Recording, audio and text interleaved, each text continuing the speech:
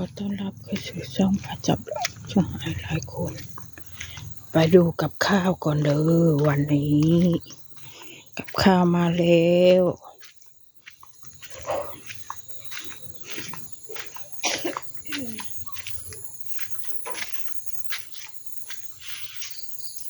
น้ำไหลมาทั้ง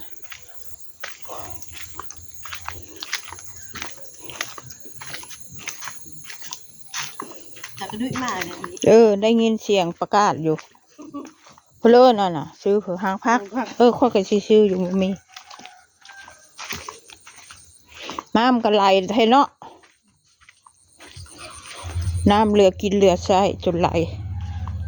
บัดบ่มีแล้วก็บ่มี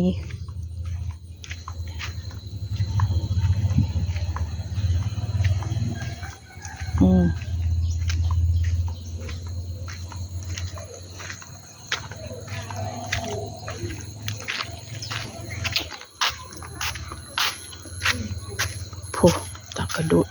เหมือนฝนจะตกเนาะ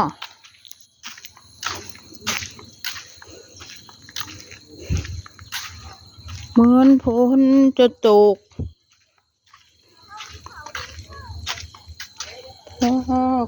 ห้อง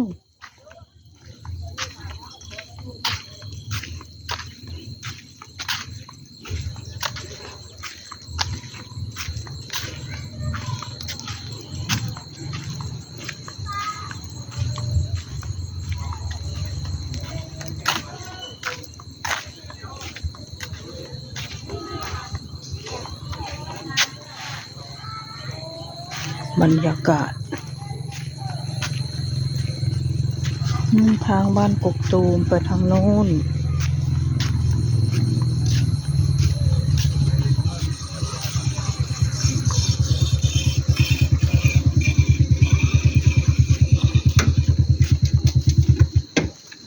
ไม่เป็นชาวบ้านเลย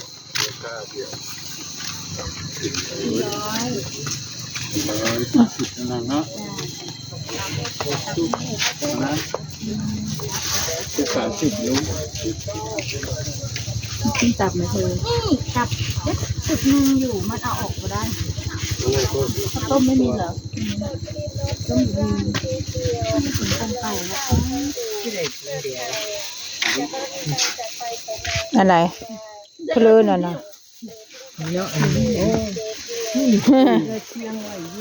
เอาเจ็บก็ผูกจะเอาตัวไม้ผูกชื่อลือเดี๋ยวนี่ก็มีนั่นก็มีนี่ก็มีฉันว่ามันโม่เนาะอันนี้ค่อยเฝ้าเอาตำตาแล้วจะมีผสมสร้างนึงอันนี้สร้างอย่างมันเนาะคือคนละสีเลย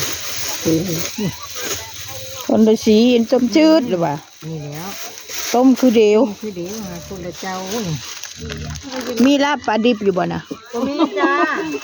น้ำหาปลาดิบบ่เขาลาบอยู่ได้เนาะตะกี้นะมันหมดแล้วปลาน้อยยังคงเดียวบ่เฮ้ยเนี่ย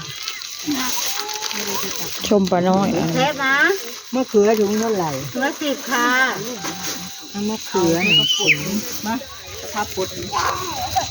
แม่มังกรใส่เสื้อสีเดียวกันกับยายสีเดียวกันกับยายมะฮะมังกรฮะสีเดียวกันกับยายเป็นเนี่ยฮะแม่นอยู่บ่สีเดียวกันบ่ใช่ไหมใช่ปะน้ำมันเลยดิเชื่อแม่ดิสีเดียวกันไหมกับคุณยายน่ะมาขายบอกเพชรนะเลยเพชรครับก่อนเริ่มมันได้แพร่มาได้บ่บ่ผิดที่นี่มันแล้วตัดแทรกออกให้หน่อยสิได้อยู่บ่มาผิดเนี่ยร้านเบิดแล้วได้บ่มาผิดที่นี่น่ะบ่ได้บ่มีบักพริกนะจังคือมาชื่อมาผิดอยู่นี่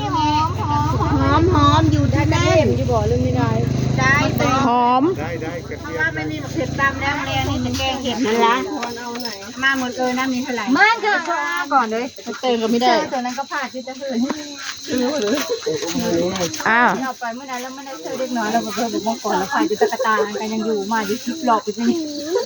เขามาเดินมาเห็นนะเวียนยังบ่ได้ชัก10 บาทยายมาบวชถุงละ10 บาททิปออกมาได้คนซื้อแล้วนะต้องมาวันนะ ถุงนะเขาให้หยิบ ฮะ เป็นไรหรอกอันไหน กินข้าว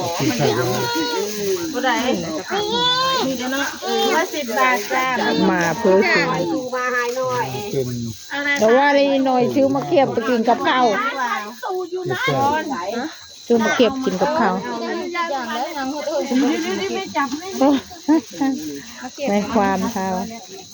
เสร็จละงานละทั้งหมดมาขยันใบอ๋อนังกัดยังหิว คนทำงานต้องกินเยอะ ซื้อมาตีสามกินหลายเราวันซื้อเขาเขียนว่าเขานะ โดเห็นค่ะ กินบ่เป็นแล้วกับข้าวจะกินลิ้นจะคือ แต่หลายๆมันเป็นยา น้องมังกรกินอะไรครับ มังกรกินอะไรครับ อะไรนั่นคืออะไรคะ คืออะไร คืออะไรครับไหนบอกคุณยายดิคืออะไรคะ บอก โอ้ยมันเละตุ้มเตะมาแล้วก่อน เละตุ้มเป๊ะแม่เพิ่นนะ ๆ40 เบะตุ้มเป๊ะเลยนี่แม่ค่อยนี่กันไรนี่ว้าวเลยนะกินอันนั้นก็อิ่มบอกมังกรบอกอิ่มไหมครับ มากนะ เว้นตา ไปคิดเรื่องข่าวดีๆมาดู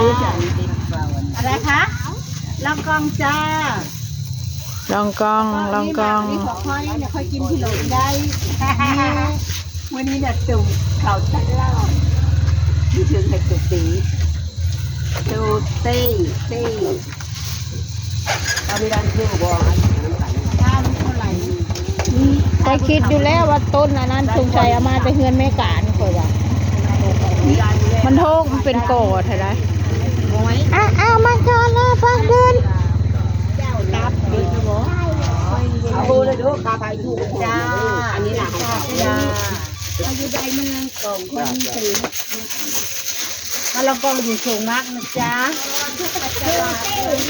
ควรนะดูเอาควรเลยดูนั่นละแหละเห็นแหละนั่นละมีว่าเจ้าเดี๋ยวคนไปตักกันดูอยู่ดีโอ้หมูนูนแล้วก็โอ้ยคอยตีเนาะมีขนมีไก่ไม่มา เป็นเพลือนี่เนาะ วันละมันที่หนาวแล้วบ้านนี้เขามีถึงจะบ้านอีกนะจ๊ะหนาวบ่พายุถึงไม้อยู่ต่ออยู่อย่างเฮ้ยพายุอย่างเหรอ ผักแป้นเนี่ยนี่ผักแป้น แมนพักแป้นเอาไปตอนนั้น ผัดไทยบอก ผักแป้นเอาไปกินกับกุ้ยตำมะฮุงแล้วเขาจะไปขั้นส้มเอาไปขั้นส้ม เพลืออันนี้นะต้มโอ้ต้มบ่แซ่บ ผงไก่ 8